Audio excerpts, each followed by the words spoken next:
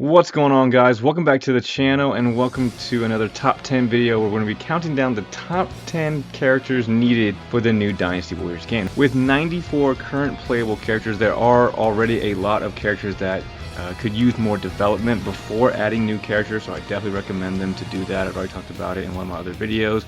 But a lot of characters could use some development before adding these new characters in, but if they do decide to add some new characters, because they seem to do that every single game, these are the 10 that I would hope they would try to make playable based on their significance of what I've read and their significance in the history and what they could potentially be within the Dynasty Warriors games. So with that being said, we're going to go ahead and jump right into it. Before we do that, into the top 10, I got one honorable mention I want to mention, and that's going to be Lu Xun's son, Liu Kang. Like, Liu Kang would be a great addition. Like, if they did end up adding him, I think that would be amazing. He has a lot of potential within the game and being added and adding a little bit of more, elements, especially to the later parts of the Three Kingdoms period and, the battles with Jin and all that. And if they decide to go past that moment when Shu falls, that'd be really interesting to see. But the main reason that I'm against it is because since Lu Xun in, all the games is pretty much, he looks relatively young, it would just be weird to have his son in there and they look like the same age. But with that being said, let's go and jump to the top 10.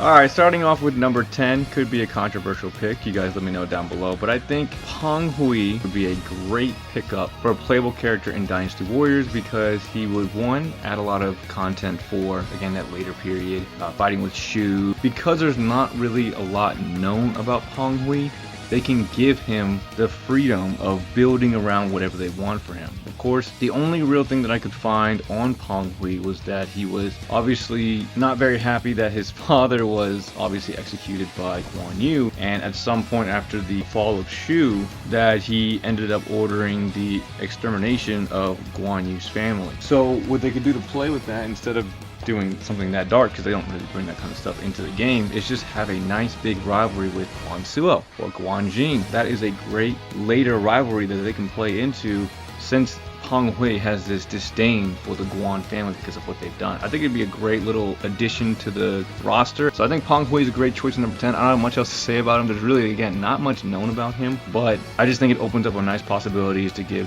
Guan Su a little bit more content, Guan Jing, you want the Bao Sanning in there, sure, whatever it may be. It just, again, adds chemistry and potentially can make the game a little bit more full. Peng Hui being added, I think, is a great choice in number 10. Let's go ahead and move on to number 9.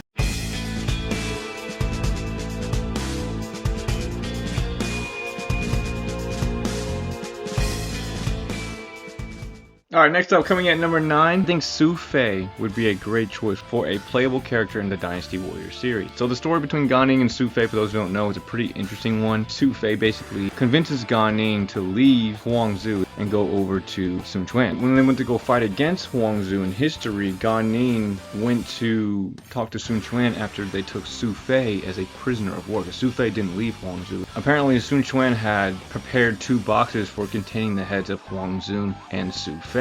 Gan Ning came over and kowtowed until his face was covered in blood and pleaded with Sun Quan to spare Su Fei. And Sun Quan responded by saying, what if he ends up leaving? Gan Ning basically said he would, like why would he do that in the first place? But he said, if he ends up doing that, like if he really ends up doing that, you can kill me instead. It was just a really interesting thing to read about. Su Fei would be a nice add because it would be cool to see, because Zhang Liao has Yue Jin and Li Dian at the Battle of Hefei, and then you just have Gan Ning and Ling Tong, and it would be nice to have a little trio there to go against the trio of Zhang Liao, Li Dian, and Yue Jin. After reading that about Su Fei, when I was doing my research, he just seems like a really good character to add, and I think that he'd be a great choice to be added as a playable character. You guys let me know what you guys think about that down below. Let's go ahead and move on to the next one.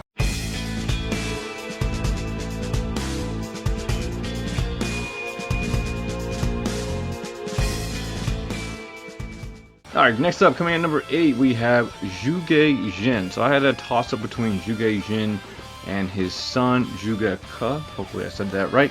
But I'm going to go with Zhuge Jin. I would actually have him become a playable character over Zhuge Ke because I feel like he was more prominent in the Wu story. I think he would really add some depth to the Wu Kingdom, filling in some of the gaps that some of the characters leave open. I think Zhuge Jin would really be able to do that. Plus, being half of like a general and he wasn't just a politician. Like every time I heard of Zhuge Jin's name, I always thought just straight politician. But he was actually a decent military general, and he participated in a bunch of the battles as well. So I don't think adding him would necessarily be that bad. Again, he could fill gaps that, you know, the games kind of leave out. You know, you have these characters like Zhu Ran and Ding Feng and Zhu Sheng, and he seemed like a really good person in history, and him being added to fill the chemistry void, I think would be really, really cool. I think Zhuge Jin is a great choice for a playable character. I think if he was added in maybe a new Empires expansion, whatever it may be, I think Zhuge Jin would not be the worst character to put into the game. And again, I think he can fill some of the void that Wu is missing with some of their newer and more underdeveloped characters. So number 8, Zhuge Jin.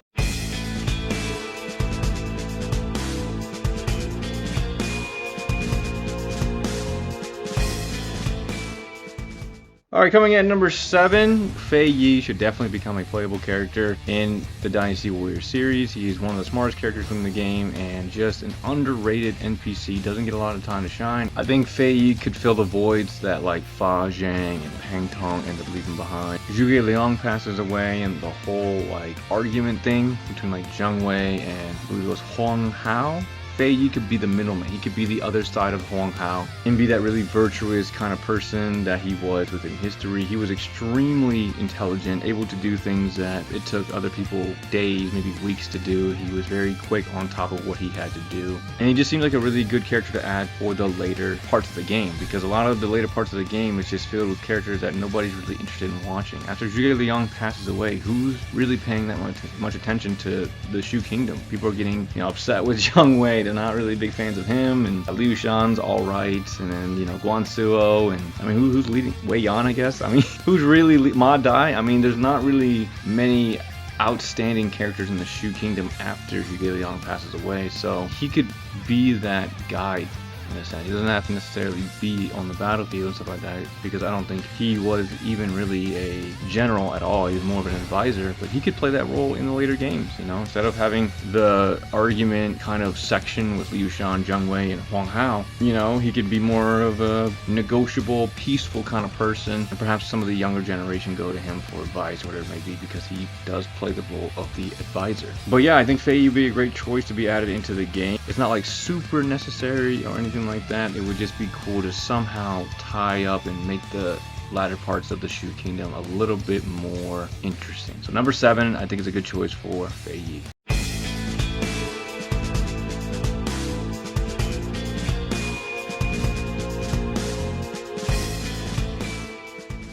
Alright, coming in at number 6, we have Gong Zun Zan, and I know he doesn't have a notable appearance in the book, or a notable appearance in really the games, or anything really at all, but he is mentioned a lot within the beginning of the game, and, you know, being the ruler of the northern province for a little while before getting destroyed by Yuan Shao. You know, he had Zhao Yun under his service, or whatever it may be, so just, it makes sense. It's not needed, but it makes sense. Even if he looks like a normal NPC, but you could still play as him, I don't think people would mind that, you know what I mean? Because if you think about, like, I know Zheng Jiao and Deng Zhuo were kind of the main story points, which is why they became playable characters, but they have like one battle each, that's it, and they also gave him his hypotheticals and all that stuff. They could do that with Gong Zun Zan. That'd be interesting to see. He always looks very interesting in all the games. In Total War, he looks awesome. When I think of Gong Zun Zan, I think of his Total War appearance. And if they just took that appearance and just adapted it to Dynasty Warriors and then gave him a little story, I think that'd be cool. Yeah, I just think him being added, he seems to always be mentioned at the beginning of the game,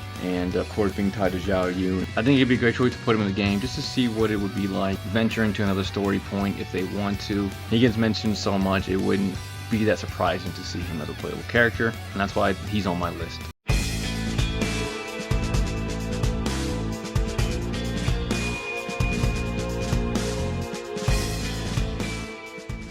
Then moving into number 5, we have Ma Tang. Similar reason to Gong Zun Zan. He was a warlord for so long. He tried to assassinate Cao Cao, at least within the games and the book. Ends up failing. I think he gets killed in that point, right? And that's what ends up leading to the massacre of Ma Chao's family. Or was Ma Chao's fault? I forget. But he should definitely have a similar playable appearance to Gong Zun Zan, similar to what I just said. And that's pretty much it. I think he would be an interesting character to play through. How would he rule? How does his relationship with Ma Chao look? They have their small little interactions as an NPC and everything like that, but it's nothing to where it's like, because Ma Chao doesn't really have a lot of content, but I think Ma Tang would be a great opportunity to expand on Ma Chao. I'm not saying that he necessarily needs that, right? But it would definitely give him some good character development, because Ma Chao, besides being virtuous and justice and wanting revenge, there's not much else beside it. For me, characters being added, it's to add into the chemistry of the game and the relationships that's already there, or adding different pieces or points of view that would help characters shine a little bit more that don't have a shining point. So adding Ma Tang would make sense to build on Ma Chao's character development, and then also just giving, if they wanted to, the hypothetical, how would it look if Ma Tang took over China? It's a new viewpoint, it's a new story, it's something different, and similar to Gong Zooms On, I think both of them would be a great choices as playable characters. They don't have to be anything fancy, but I think they'd be a great choice for playable characters for the new Dynasty Warriors.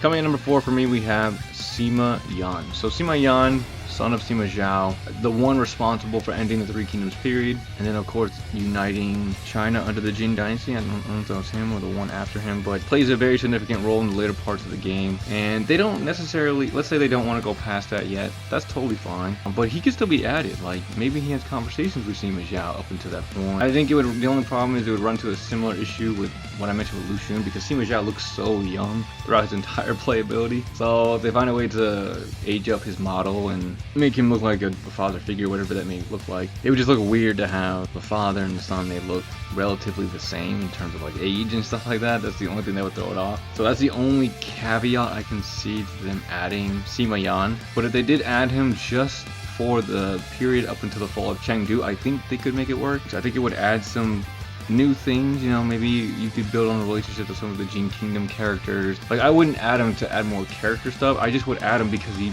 is significant in the later parts of the story. What does he learn from Sima Zhao before then? What does he learn from Sima Shi before Sima Shi passes away? Because he was a young teenager before Sima Shi passed away, so I'm sure they have interactions. What does that look like? So it would just be cool to see him added and how that would look in the game. Maybe see a little different side of Sima Zhao in a way, you know, whatever that may be. You know, did he have a good relationship with his dad? Did he not? Whatever the games want to spin it to. I just think it would be nice to see. So I think adding Sima Yan would be an interesting choice, and that's all I have. So I move on to the top 3.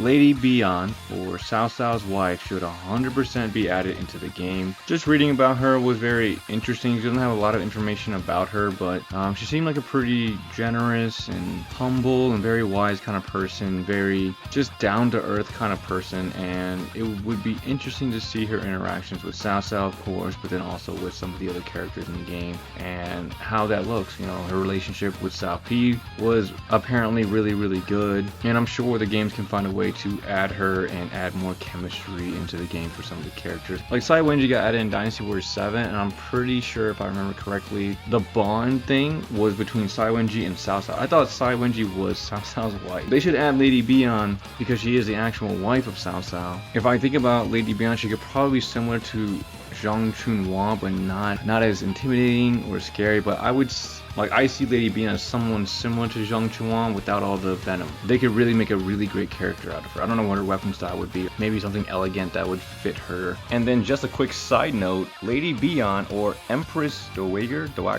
hope I'm saying that right. Her name as the Empress is actually in the Empire's version. So when I was making the background footage, as you can see that's playing through, they have armor designated for Empress Dowager. I'm pretty sure they're not referencing Wang Yuanji as Empress Dowager, because if that's the armor or the costume that they are referencing, then they would have Empress Dowager, and then they would have Lady Bian's set, which would be the Grand Empress Dowager. So she's a character that has all the pieces. They just need to make her model, and honestly, they already have her outfit ready to go. I'm not sure why she's not made a playable character into the Dynasty Warriors series yet, but I found it very interesting when I was going to pick up some of the footage. So I think Lady Bian's a good choice at number 3. Let's go ahead and move on to number 2.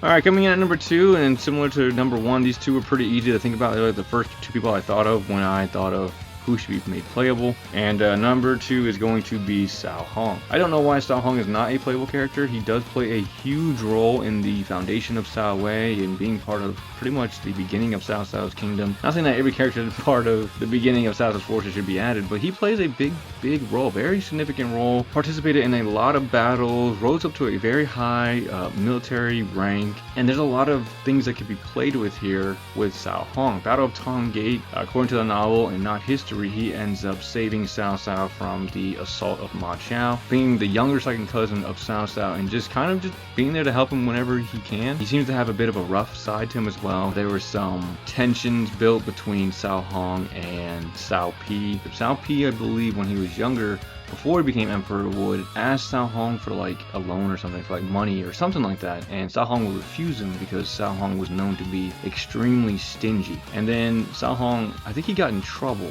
got imprisoned, and was being pushed to be executed. But Lady Bian reminded Cao Pi that Cao Hong actually saved his father and he should be pardoned. But in the end, when Cao Hong was spared, he ended up being so overjoyed that he was expressing his remorse and would spend the rest of his life just at home, not really causing any more trouble. So just from the things that I've read, Cao Hong has a very explorable character development for him within the game. But I think Cao Hong should 100% become a playable character. He's one of the most notable NPCs in my opinion. I've always noticed him. I just never understood why he didn't become a playable character. So I think Cao Hong, hands down, should be added. He's number 2 on my list. Go and move on to number 1.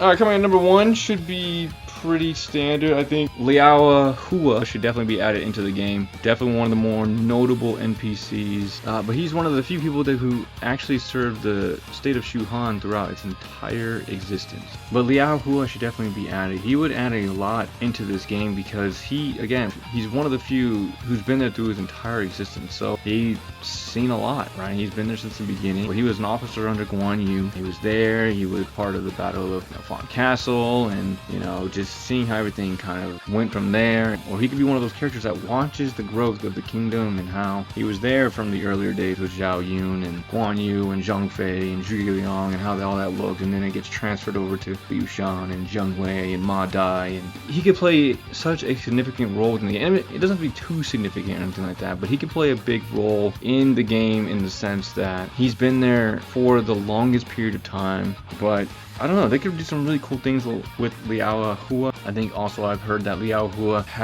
he's never lost a duel, but according to something that I've read, so Liao Hua has more victories in duels than most of the characters in the story. However, despite triumphing often and only losing once, according to what I've read, Liao Hua is not typically considered one of the best duels of the time period, as most of his successes came against low-ranking generals. But there's a lot to play with Liao Hua. There's a lot to add with him. Liao Hua is my number 1 choice. I think he'd be a great choice to add into it. He would add a lot into the depth of the Shu Kingdom, and I mean, he's been an NPC for a long time. He seems like a prominent figure within Shu. He's not like super popular or anything like that, but I don't see that being a problem. They added Dong Bai before they added Liao Hua, which doesn't make any sense. They added Dong Bai before they added Lady Bian. Okay, you know what? I'm not gonna get into that. Anyway, that's all I have for the video, guys. These are my, I guess, top 10 characters that I wouldn't mind seeing become playable characters. There were a lot of good ones. I had about like 15 or 20 different people I was mentioning. Zheng Yu I had down, and Zhuge Ke, like I mentioned. Jianan Fang. So if they go past the 3 Kingdoms period, it'd be cool to add her. She'd be a nice little spooky character to add. Jia Kui, and just there's a lot of characters that could be added to make the game a little bit more whole, add the chemistry. But honestly, they don't need to add new characters.